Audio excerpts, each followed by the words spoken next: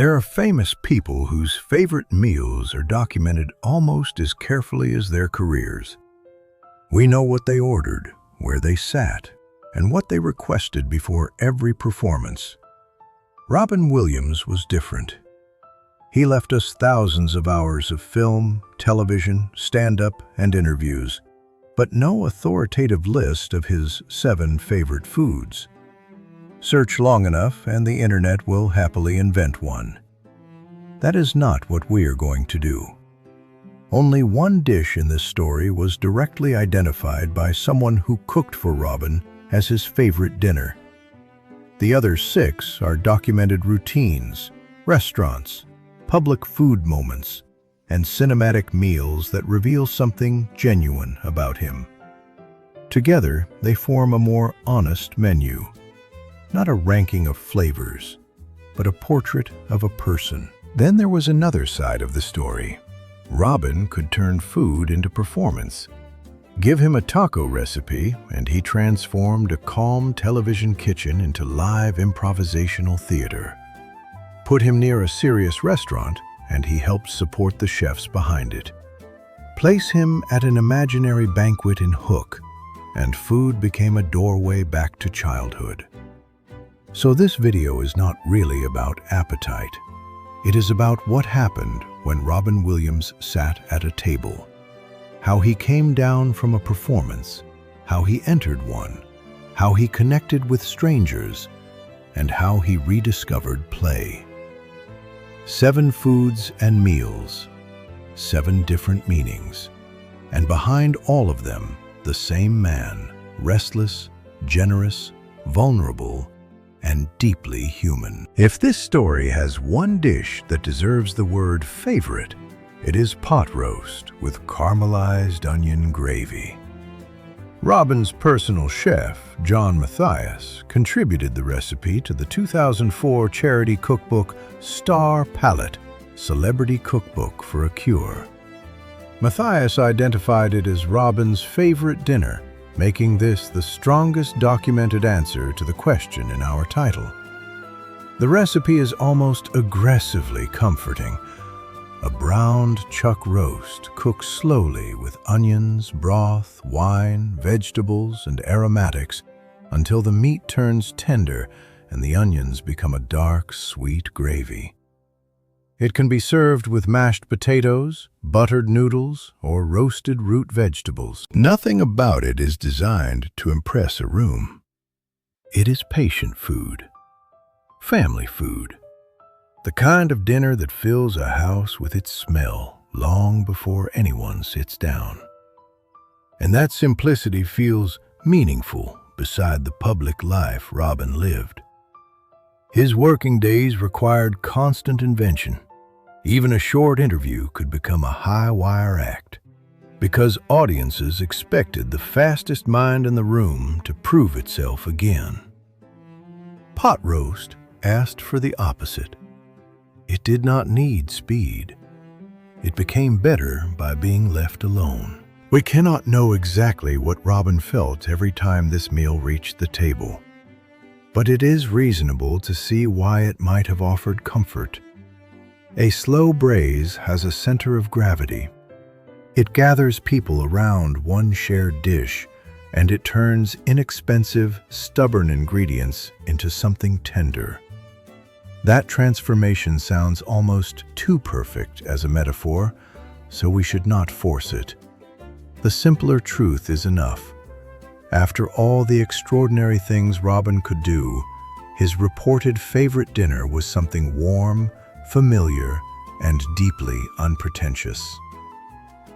There is one more fitting detail. The recipe appeared in a book created to raise money for breast and ovarian cancer research. Even the best documented meal connected to Robin entered the public record through an act of giving. The dish was comforting, but its publication also helped serve a purpose beyond the table. Robin Williams was not known as the household chef. Accounts of his domestic life describe cooking as an area where his talents became wonderfully limited. Cold cereal was reportedly among the very few things he could confidently prepare for himself. That may sound like the least impressive entry possible in a video about a famous person's food, but that is exactly why it belongs here. Imagine the scene without the mythology. No genie, no Mrs. Doubtfire, no sold-out theater. Just a man in a kitchen, a cardboard box, a bowl, and milk.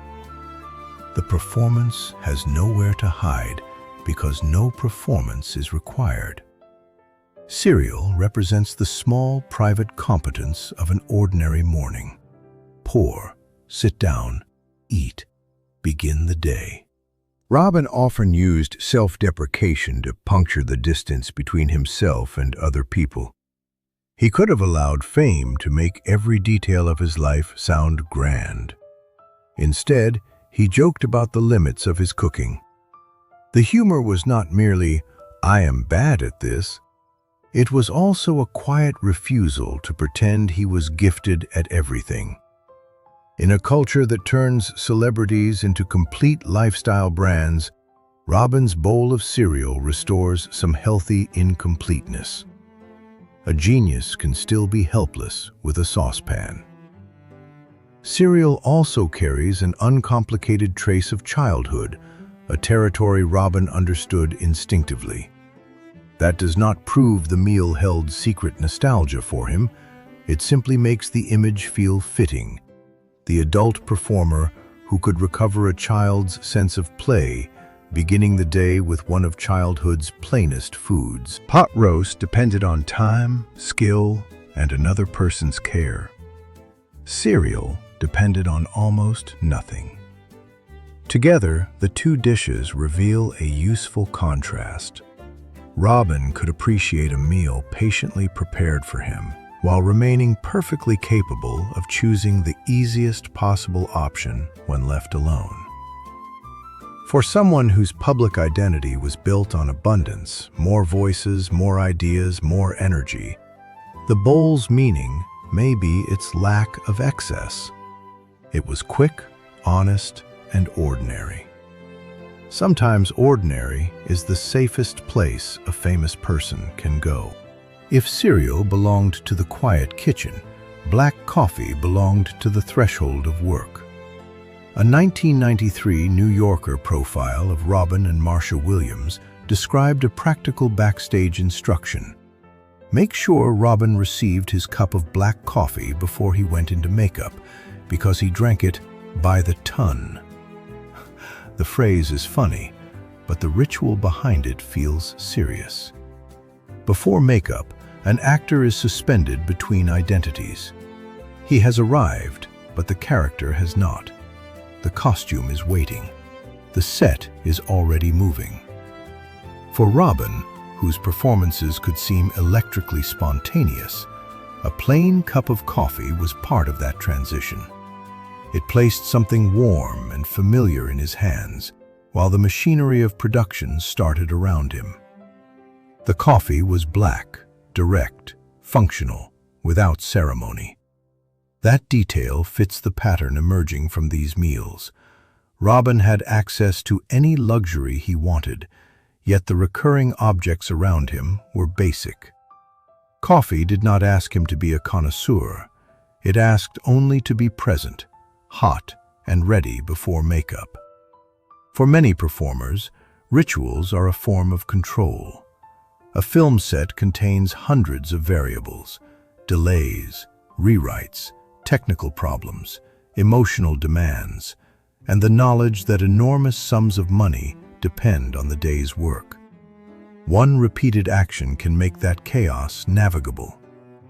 We should not claim that coffee explained Robin's process, but it clearly belonged to the routine surrounding it. So the meaning of this cup is not simply energy, it is passage. On one side is the private man arriving at work. On the other is the face millions will recognize. Between them is a few minutes of heat, bitterness, and stillness, before the makeup chair, before the voices, before the room begins to laugh. In San Francisco's Richmond district, Hamburger Haven offered the opposite of a celebrity dining room.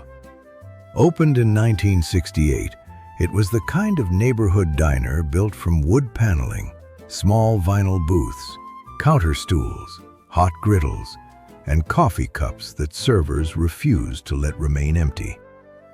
Robin Williams was known to frequent it, and photographs of him with people from the restaurant hung on the walls.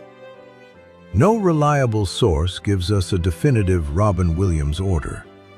That matters. The eggs, bacon, hash browns, toast, pancakes, biscuits and gravy, and cherry pie associated with the diner should not be mislabeled as his personal favorites. Our image uses a classic breakfast plate as a symbol of the place, not as a claim about what he always ate. What we can document is more revealing than an order anyway. He returned. A neighborhood restaurant becomes meaningful through repetition. The first visit is a transaction. The 10th begins to feel like belonging. Staff recognize how you take your coffee. Other regulars learn when conversation is welcome. A famous face slowly becomes part of the furniture. That is why the diner breakfast belongs on this list. Its meaning is not culinary innovation, it is social equality. At a counter, celebrity and anonymity sit on stools of the same height. Everyone receives the same heavy plate and the same refill. The room does not become glamorous because Robin Williams entered it. If anything, he became more ordinary by entering the room. The public knew him as a man capable of filling enormous stages. Hamburger Haven suggests the comfort of a smaller audience, a server, a cook, a few morning regulars. The breakfast plate represents a local life that fame never completely erased. It says that home is not always a private house. Sometimes it is the place where someone turns over your coffee cup before you need to ask. Robin's appearance in a Martha Stewart cooking segment gives us a very different kind of meal. The recipe was for skirt steak tacos, prepared with a seasoned rub and the orderly confidence expected from a television kitchen. Then Robin arrived, wearing a chef's hat and treating nearly every instruction as the beginning of a new character, accent, literary reference, or joke. There is no evidence that skirt steak tacos were one of his private favorite foods. Their importance comes from what happened around them. A cooking demonstration has structure. Ingredients are measured, steps happen in sequence, and the host keeps the audience moving toward a finished plate. Robin's comedy thrived on breaking sequence. He heard an innocent phrase and discovered 5 possible meanings inside it. Martha tried to advance the recipe. Robin turned the space between instructions into a performance. This reveals one of Robin's greatest social gifts. He did not only produce jokes, he changed the emotional temperature of a room. A controlled studio kitchen became looser. The expert host became a scene partner. The audience could feel that the ordinary rules of television had briefly stopped applying. Food was the ideal medium for that transformation because cooking already invites collaboration. People stand side by side rather than facing one another across a formal interview desk. Hands are occupied. Mistakes can be eaten. A recipe provides enough structure for improvisation to push against. The finished taco, therefore, means more than lunch. It represents Robin's ability to enter someone else's format without losing himself, and to make that format feel newly alive. Pot roast showed him receiving care. Cereal showed him alone.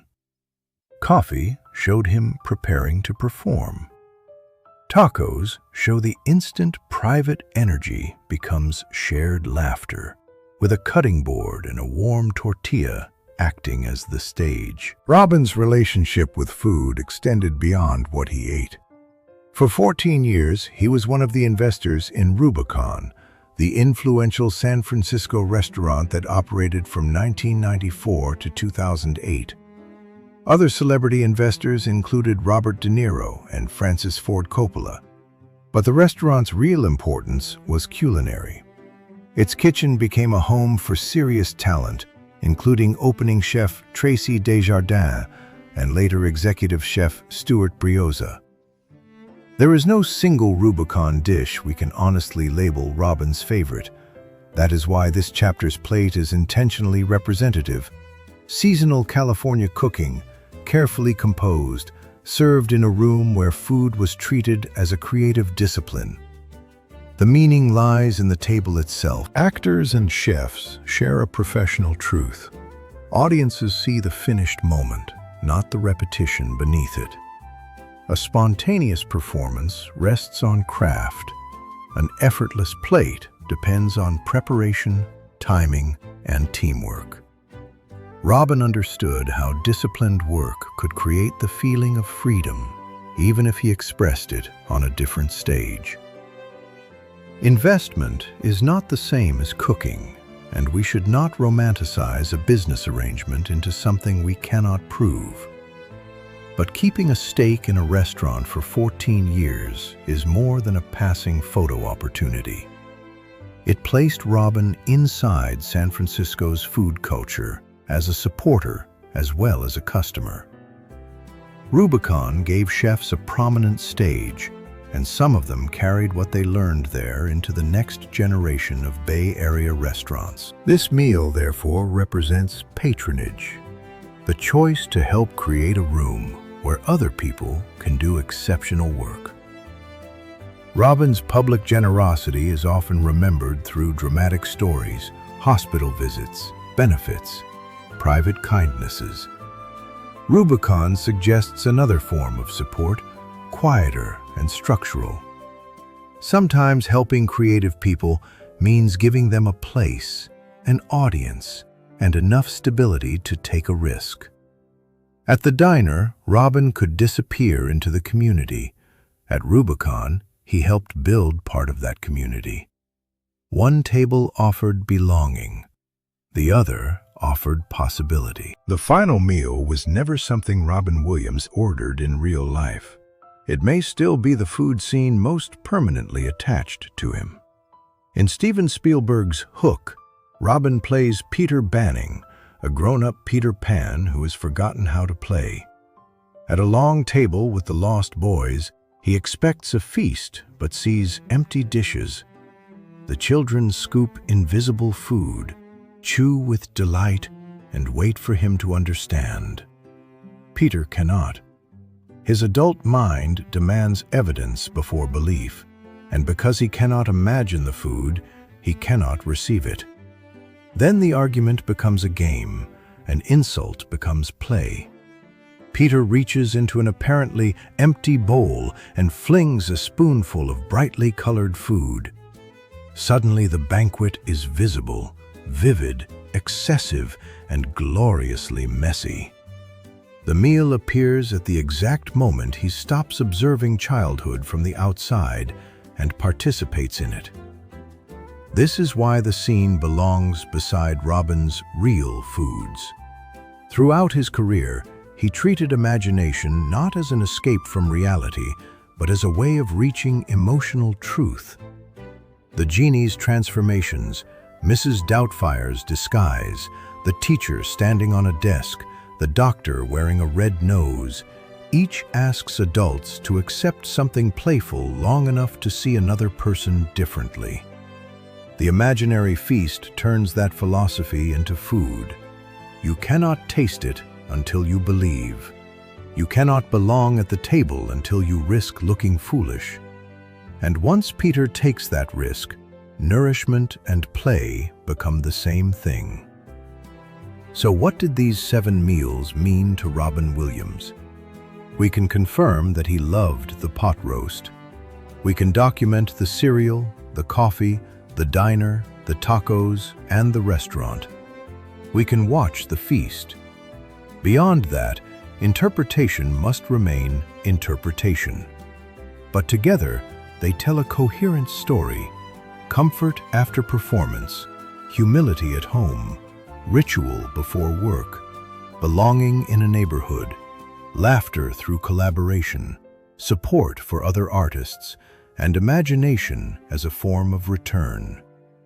The menu is not a ranking, it is a map, and every road on it leads past the famous voices to something quieter. A man looking for warmth, connection, and a place at the table.